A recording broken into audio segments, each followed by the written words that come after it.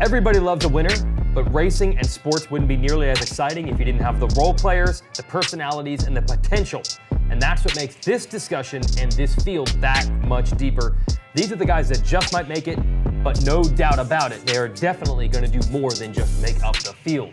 Welcome to episode 4 of the Racer X Monster Energy preview show for Monster Energy AMA Supercross and FIM World Championship in 2020. I'm Jason Weigandt, this is Steve Matthes, that is Jason Thomas, and we are in the Pro Circuit building where Mitch Payton himself is behind the camera now waving to us. We appreciate bringing us in here, Mitch, and shout out to the Monster guys for opening the doors. This is the place where so many great riders have come through to get their bikes worked on, improved, and honestly to just get some sage advice from Mitch himself. So first I'm going to thank the sponsors, and then we're going to talk to a rider who has a great relationship with Mitch. Sponsors are Maxxis, Pro Taper, Fly Racing, LS2 helmets, and Monster's our title sponsor. Chad Reed, it's time. Way in the early days of these shows, we'd talk about Chad Reed right up toward the top as a title contender. And when we did, we would also talk about James Stewart.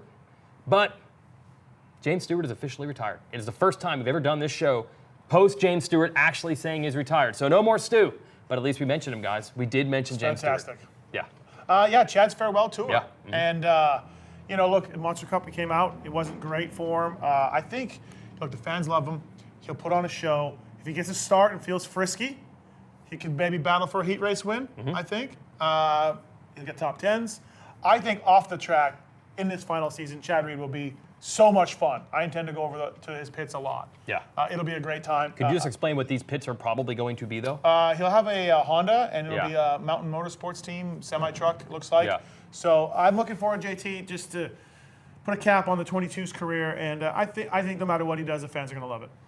Yeah, it'll be interesting, right? You know, the bummer part is that it doesn't seem like he's going to go into the season fully prepared again, right? Last year he was pretty good. You know, he was on the JGR Suzuki. The year before was a really tough time. He was on his own team. He was hurt going in, really unprepared. It's going to kind of look like that again, maybe not to that extreme. He's coming off a rib injury that he suffered in Paris. Australia went a little bit better than New Zealand, but it just has that last-minute feel, right? They're still sorting through sponsors and trying to find a rig, and he's not really riding. He's not really training a lot right now. So I don't think results are going to be there. It's not going to be this farewell race-winning tour that he maybe always dreamed of, but it'll still be fun. I'm sure Feld will have some great things in store for him. They'll, you know, pay the tribute that he's owed. He's had such a great career. But it's going to be wild if we show up in 2021 and the 22 is not out there anymore. Look, JT, you know Chad very well. Rode and trained with him for a long time. Yep. Every rider retires eventually. But you know that for him, not being a Supercross racer is maybe the largest obstacle that any racer has faced. So this must have been a massive decision for Reed to do this. Yeah, and it's inevitable, right? I don't think anybody thought he would make it this long to this age, right? But yeah, I'm sure he's been internally battling of when's the time for years. Even though externally he's told everybody, no, I'm going to keep riding forever. Yeah. It's still a conversation you have to have with yourself year in and year out, especially when you're dealing with injuries, when you're dealing with, let's say, a no from an OEM that's like, hey, I want to ride for this team. You know, like he's wanting to fill in for Cooper Webb, right? Doesn't seem like that's going to work out. Those are tough things to handle because for so many years it was always yes to Chad Reed. He got what he wanted because he was such a powerful entity in the sport. He was capable of winning. So every time you get those rejections and setbacks, it's got to be more difficult to keep going. He's going to be a hell of a lot of fun off the track. Think so? Yeah. He's going to have a good time. Yeah. He's been a hell of a lot of fun off the track for several years, Steve, to be fair. So we did it. We got in Chad Reed. We got in James Stewart. You can love us or hate us for talking about them in a show, again, even though they're probably not going to win races. I don't think James is winning any races this year. Can we revert back, and I'm going to ask in the middle of the show to show the clip where I said Stu would never race again? Let's see if we can find it. I'm hoping that in black and white. That's how long 4 ago. years ago? 5 years ago? Stu's done. Stu is done. He's done. You said Stu is done. Stu's done. Stu is done. He's done. And he turned out to Just be going to pat myself on the back right there. Look, guys, I'm just glad we got James Stewart mentioned. I mean, what can we do? Maybe we'll get in a Marty reference by the time the show's over. Could we maybe close the show with a Marty reference? Maybe we close this episode with a Marty reference. Okay, there is a shocking development, I feel, in the pits. We used to laugh at the Moto Concepts racing team. Then they brought on Tony Alessi, who everyone used to make jokes about. Well, we laughed harder when they brought on Tony, let's be honest. And what has happened? it has turned serious. They've got a real operation there, and here's all they've done. They have done what most teams try to do and fail. They have rejuvenated riders. They have taken riders from one level and brought them to the next. The ultimate prize for them is that they've taken Justin Brayton, who was on the backside of his career, got great results out of him for a few years, built a Honda relationship, and now Brayton is the teammate of Ken Roczen on Honda HRC. Good for Brayton, good for Honda, but more importantly, it was MCR that made that happen, and they got more people in the wings. They've done amazing things with Malcolm Stewart. They've replaced Brayton with Justin Hill. I cannot believe how far that team has come. Yeah, good job for Mike Genova and Tony Lessie on Yep. that. And Honda's given them a lot of support. They've got some factory stuff going on underneath that tent. Yeah. And although not as lengthy as Kevin Windham's second half of his career, Justin Brayton's second half is turning out to be very profitable, very amazing in many ways. So, yeah, they've really helped out Brayton a lot. We were just talking before we hit record about Brayton looked to be had a rough couple of years there on the KTM. But Brayton's back. He's on a teammate with Ken Roczen. Yeah. He's just clinched his 4th Australian Supercross title, won Geneva, looks as good as ever. I think Justin Brayton Triple Crown stuff will be very much of a factor for Justin Brayton. And JT, for me, could Brayton sneak in a win at a Triple Crown? I think he could. Yep. Yeah, I think winning one of the heats, the races, whatever we call these Triple Crown events, is possible. What I look for from Justin Brayton, Perennially? he is a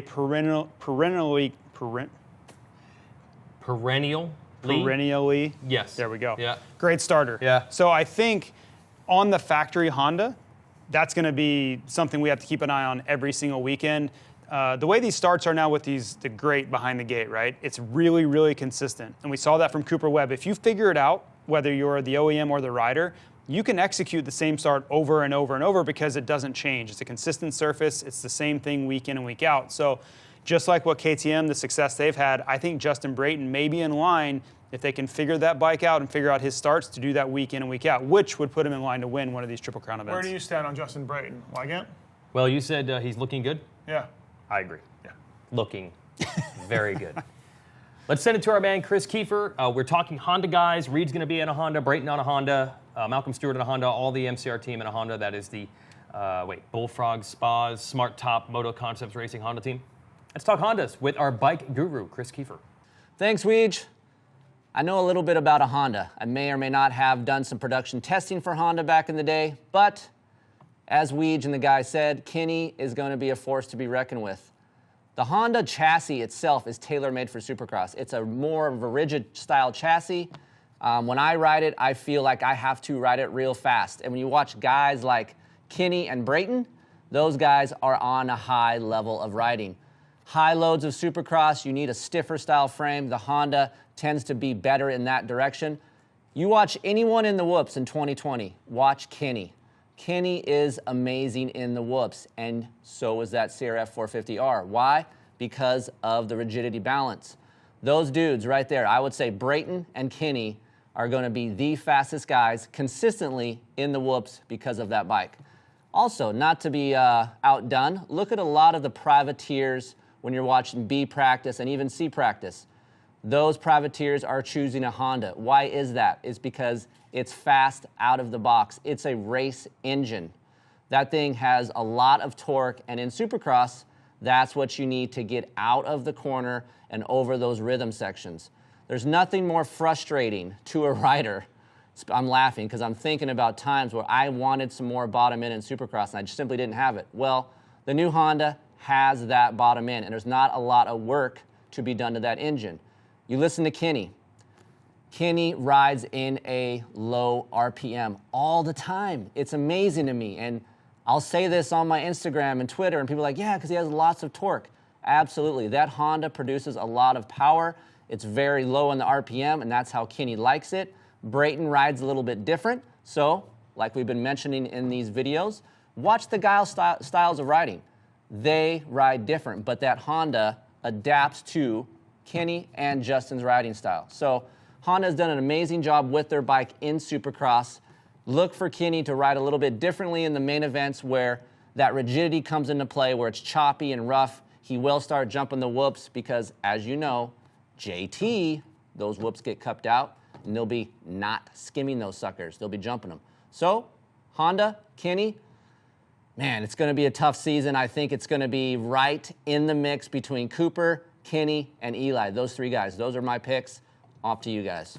Okay, there is Kris Keefer's analysis of the Honda. Now let's get into our analysis of the teammates. Let's also throw a shout out to Vince Friese, who will be the third man. He's been there for a while with that Moto Concepts Racing Honda team. But we got to start with Malcolm Stewart.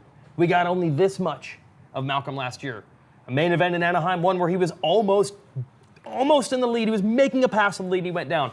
He was battling with Blake Baggett, who won round two, and he went down. That was the end of Mookie's season. Mookie Fever? Yeah, I think he'll be good. He's got to stay away from injury. He's still in that good shape that he was last year. Remember last year? Definitely one of the knocks against Mookie, and I think it was valid. He wasn't in shape for a 20-minute main event. Well, he was last year, but we only saw a couple glimpses. Yeah.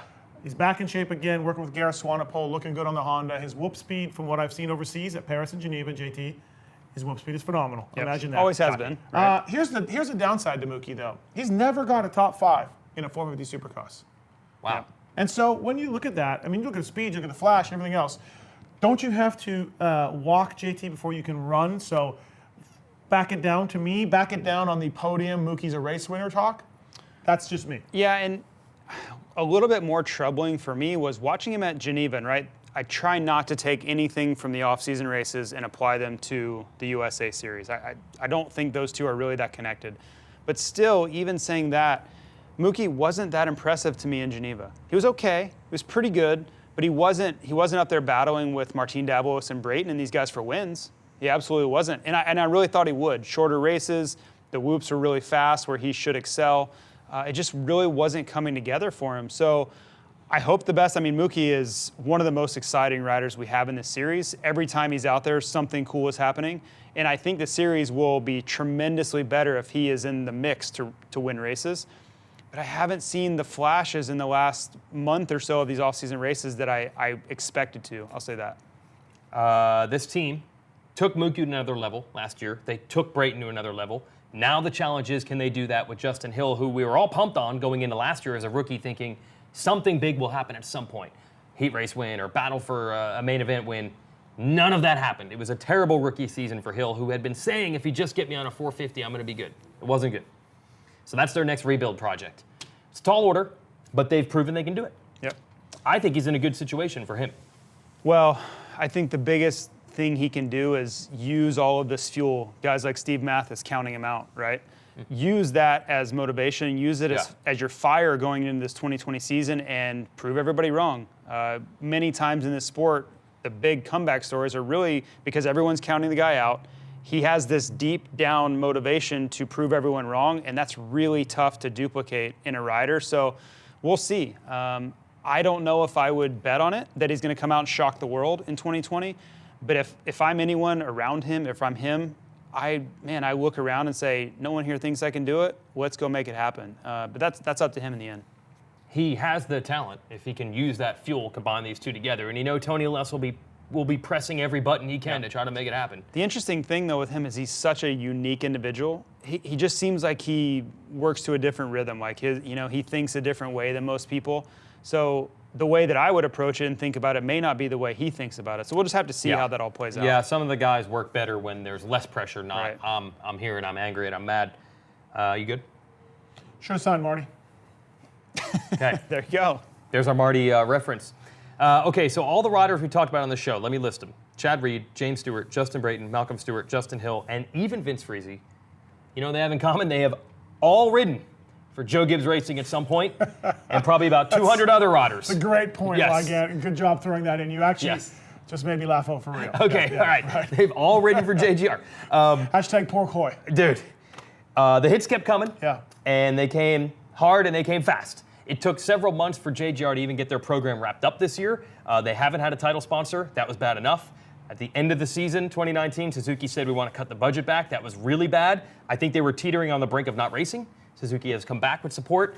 They finally lock in Joey Savacci, and then 3 weeks later, Savacci breaks his heel in Australia. He's out for the foreseeable future. They have Freddie Noren. They have the two shortest riders in the 250 class to maybe ride some 450s, Alex Martin and Jimmy Dakotas. And height, 450s makes such a difference. Let me ask They're in a tough spot right now, dude. JT, if they put Amart and Jimmy Dakotas on 450s on the opposite coast, which I believe is the plan, and they're outperforming Freddie Noren, their full-time 450 Supercross rider, would you be surprised? I would expect that. Okay. I would. Yeah, Freddie is not a Supercross specialist. I believe he has 2 450 mains in his career. But still, the one thing I think they were counting on is, hey, Savacci's going to be fired up and motivated to prove himself. They lost him with injury. Joey had a fantastic year last year. I was very high on Joey Savacci last year. You just don't go out in your rookie year, set fastest lap times, and do what he did, by lucking into that stuff. So I really like that signing. And yeah, it was too bad for the JGR guys that the hits keep coming. Oh, yeah. Literally for those guys. Okay, and there's one other Suzuki team. The HEP Suzuki team is back. The very popular, he goes on this radio show and did some raps, and I kind of built his name. Adam Enignap, 7 Deuce Deuce is there. And they brought Kyle Cunningham back, who was on the team 2 years ago. But really curious, the Englishman, Max Anstey, who had a brief cup of coffee here, won Supercross season in the 250s many years ago, is back in the United States. This is going to be very interesting.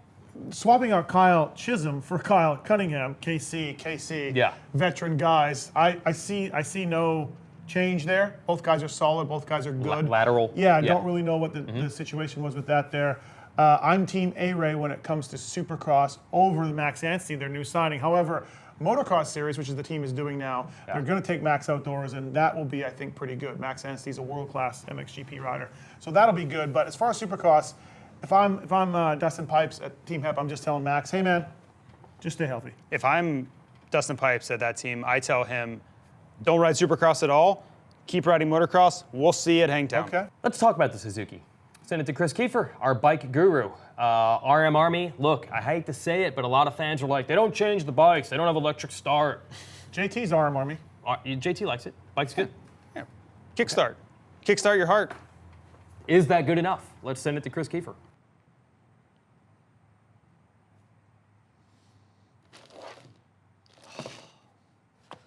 That's right. Suzuki, RM Army. Look, no hate comms on the RM Army. I know a lot of you guys out there are like, it has a Kickstarter, it doesn't have electric start, it's dated, R&D. Look, I've ridden some JGR Suzukis not too long ago. They're very good machines. Yes, Suzuki's had some bad luck.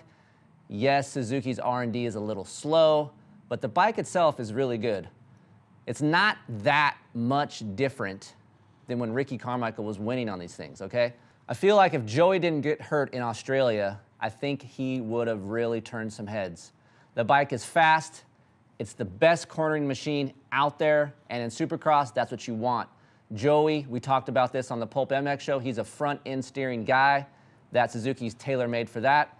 And although now that he's hurt, and now we have Freddie Noren, no hay comms on Freddie Noren either, but the bike itself is very capable. I do know, little birdie may have told me that Suzuki will develop the bike further in 2021. So hopefully JGR and Suzuki keep their commitment, stick around, and give these RM Army people someone to cheer for. We'll wait for Joey patiently, but don't sleep on the Suzuki motorcycle. It's a great bike. It has great offers for you guys out there who are wondering, hey, I want to get into motorcycling. Great, no problem. 95% of people would love the bike. And also, hey, we still have who? A-Mart. Let's all, RM Army, raise our Kickstarters and start our bike. A-Mart, you're our guy. Back to you dudes. All right, thanks, And Keefer. hey, don't forget, I'm only 5 feet over. Hello? Hello? And that is it. We have wrapped up our preview. We've picked out the big names of the 450 club. What? We're good. No. You're forgetting one man. One You're man. forgetting one man. Okay. And Team Tedder, KTM, reached out, got the Ecuadorian legend, Marty Davalos, on the team for 2020. 450 Supercross from Marty. JT, same bike as Blake Baggett and Justin Bogle. That's what I'm told. Marty, it's taken a long time. You and I have had some rough patches in our relationship. All those times in those interviews with Weigandt when you were referring to those people, you meant me, let's be honest. But Marty, you're on a 450. I saw you in Geneva. Yes, it was a Kawasaki. Okay. Yes. Besides that, Marty, you looked fantastic. You should have took the overall. You lost the front end. Odd, I know. But you look great. Martin Davalos will be full-time 450 Supercross rider. And honestly, he looked great in Geneva. He's got, look, all the jokes about Marty aside, 30 years old and blah, blah, blah. He's a very talented rider. Yeah. And everybody can admit that. He's going to be great. As long as they get the bore and stroke right for him, he is going to be great in 2020. I look forward. I think Martin Davalos will be a sleeper this year. I do. Am I calling him from race wins? No. But can we get in the top 10? Can we get in the top 5? What about Heat Race Hero? Can you do it in the 450 class? They're longer. I know. But sure. What's the over-under on front-end washing heartbreaks in 2020 for Marty Davalos? Listen, all I've ever wanted, Marty, was for you to get on a 450, and when you did it outdoors, you made the podium a couple times and looked fantastic. Now you're indoors on a 450, and I know you can show your true potential. Let's do this, Marty. Let's do this. I will say, though, I do think there is the potential for a Joey Savacci-like season for Marty. Fastest qualifier at times, runs up front in heat races. That's what Marty does. Talent and potential has never been a problem for Marty.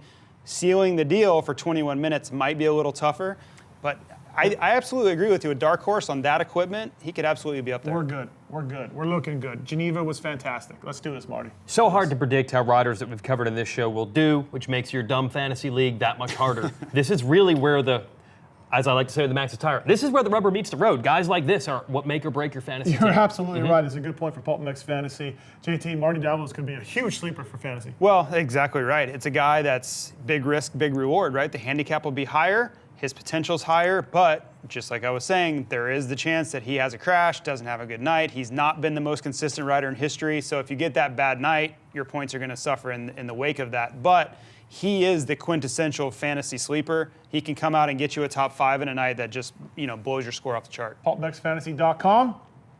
Hashtag, let's do this, Marty. They throw out some love to our sponsors here. Monster Energy is our title sponsor. They're the ones that got us into Mitch Payton's shop. He was on the phone with Chad Reed, I think you said earlier. was, I'm yep. telling you, this is where it happens. Yep. That's why we came here. Fly Racing, Max's Tires, Pro Taper, and LS2 helmets. Thanks for bringing us the show, and thanks to you for watching. We'll have a 250 show to wrap this season preview up.